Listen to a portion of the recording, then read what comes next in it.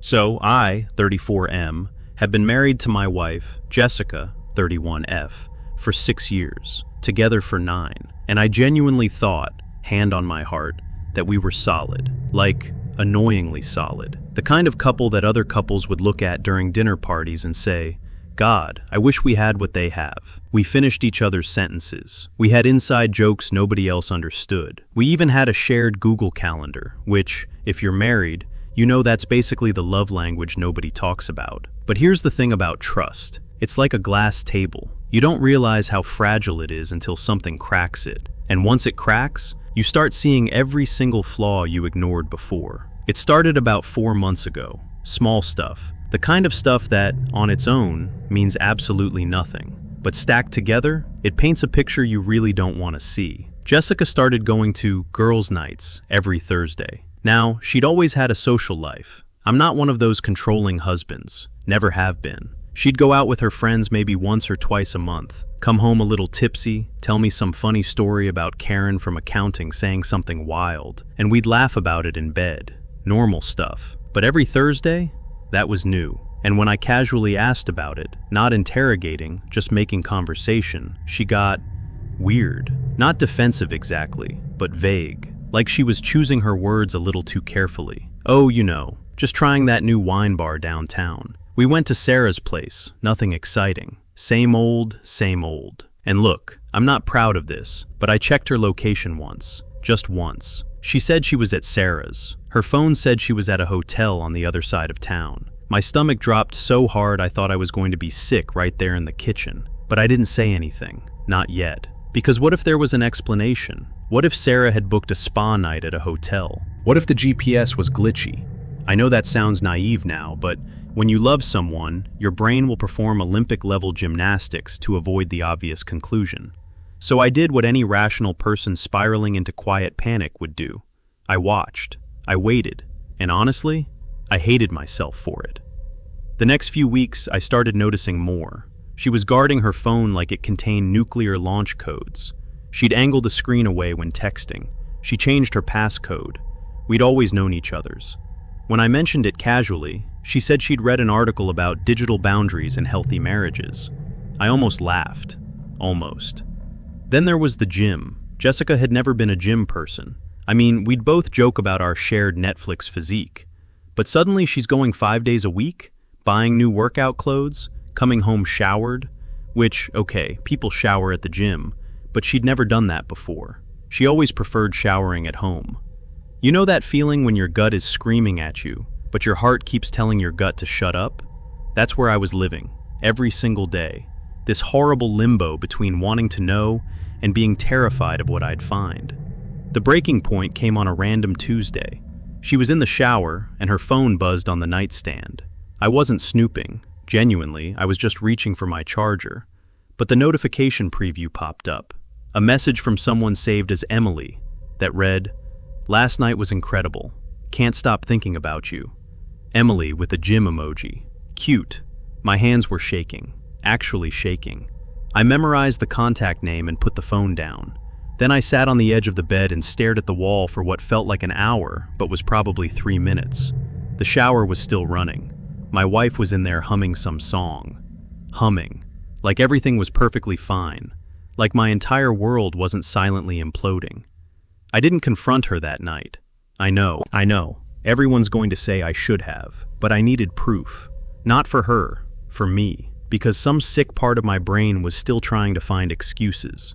Maybe Emily was actually a girl from the gym and they had an amazing workout. Maybe it was a joke. Maybe I was losing my mind. So here's where it gets intense. I work in IT, have for 12 years. Not to brag, but I'm pretty good with tech. I ordered 2 small security cameras, the kind that look like regular household items. One looked like a phone charger, the other like a smoke detector. I installed them in the living room and the hallway outside our bedroom. I told myself it was for home security. We talked about getting a system anyway. I just didn't tell her about these specific cameras. Was it ethical? Probably not. Was it legal in my state to record in my own home?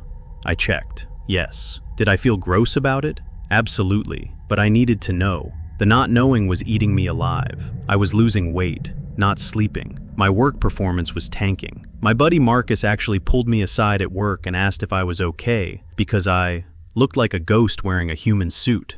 His words. The first 2 weeks of footage showed nothing unusual. Jessica coming and going, watching TV, talking on the phone, couldn't hear audio clearly, but nothing suspicious in her body language. I started thinking maybe I was the problem. Maybe I was this paranoid, toxic husband manufacturing drama out of nothing. Then Thursday came around again. She told me she was going to Sarah's for girls' night, kissed me on the cheek, said don't wait up, normal routine. But I didn't go to sleep. I sat in my home office with the camera feeds on my laptop and waited. She came home at 11:47 p.m., not alone. I watched a man walk through my front door, into my house. They were laughing about something. He had his hand on the small of her back, that spot that I always thought was mine. They went to the kitchen. She poured wine. They talked for maybe 10 minutes, and then they moved toward the hallway, toward our bedroom. I was sitting 15 feet away in my office, 15 feet, with a closed door between us. I could hear them. I'm not going to describe what I heard. I don't think I need to. But I will tell you that I sat in that chair, completely frozen, for 45 minutes. I didn't cry. I didn't rage. I just sat there. Like someone had pulled the power cord on my entire emotional system. Complete shutdown. He left at 1:30 a.m. I heard the front door close. I heard Jessica go to the bathroom. I heard her brush her teeth. Then, silence. She went to sleep, in our bed, like nothing happened. I waited until 2 a.m., made sure she was fully asleep. Then I went to the living room, pulled up the camera footage on my phone, and saved everything. Every angle, time-stamped, crystal clear. Then I called my buddy Marcus, at 2 a.m. God bless that man, he picked up on the second ring. Didn't even sound annoyed. I told him everything. There was this long pause, and then he just said, "I'm so sorry, man. What do you need?" I said I needed a divorce lawyer. He texted me 3 names before we even hung up. I called the first one at 8 a.m. By 3 p.m. that same day, I was sitting in a conference room being told my options. I'd brought the footage.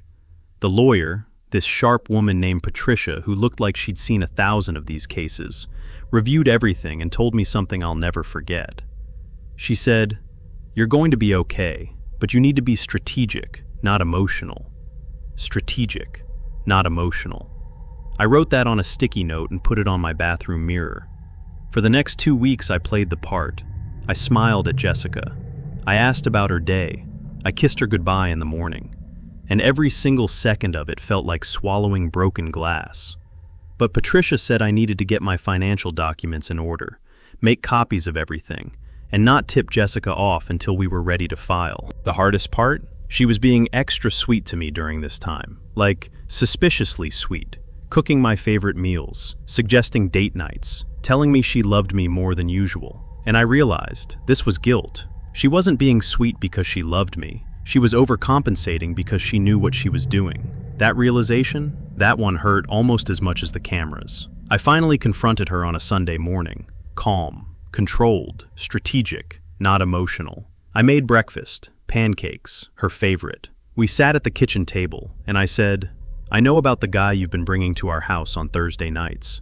The color drained from her face so fast it was almost cinematic, like watching someone's soul leave their body in real time. She started with denial. "What? What are you talking about?" Then, when I told her about the cameras, she pivoted to anger.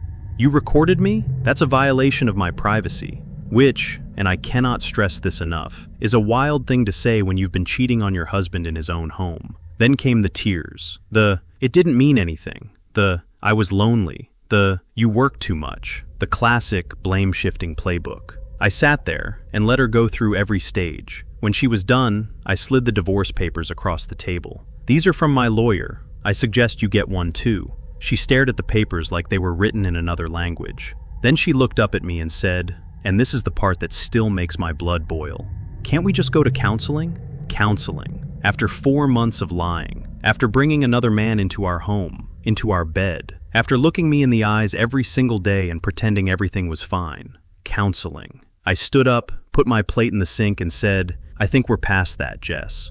The aftermath has been brutal, I won't lie. She told her family I was a controlling, paranoid husband who spied on her. Her mom called me 17 times in one day. 17. Her sister sent me a 3-paragraph text calling me every name in the book. But here's the beautiful thing about having evidence. The truth has a way of shutting people up real quick. Once her family saw what I saw, the calls stopped. Her mom actually sent me an apology. Her dad, a man I genuinely respected, called me and said, "Son, I'm sorry for what my daughter did to you." That phone call broke me more than anything else in this entire mess. We're 2 months into the divorce process now. She's tried reaching out a few times. Long texts at 2 a.m., voice messages I haven't played. She showed up at my apartment once. Yeah, I moved out. Marcus helped me find a place. She stood outside and knocked for 20 minutes. I sat on my couch with headphones on and waited for her to leave. People keep asking me if I'm okay. Honestly, some days, yeah. Some days I almost feel like myself again. I'll laugh at something stupid on TV and, for a second, everything's normal. Then I remember, and it hits all over again. Grief is weird like that. It's not linear. It doesn't follow a schedule. Some Tuesday afternoon you're fine, and some random Wednesday at 3 a.m. you're staring at the ceiling wondering what you did wrong. But here's what I've learned, and I'm saying this for anyone out there who's going through something similar. Trust your gut. That little voice in the back of your head, the one that keeps whispering something's off, listen to it. Don't let love make you stupid. Don't let comfort make you blind. And for the love of God, don't let anyone tell you that wanting the truth makes you controlling or paranoid. You deserve honesty. You deserve someone who doesn't make you check cameras in your own home. You deserve a love that doesn't feel like detective work. I'm going to be okay. I know that now. But man, getting here has been the hardest thing I've ever done. If you made it this far, thanks for listening. Sometimes you just need to tell your story to strangers on the internet. And sometimes that's enough.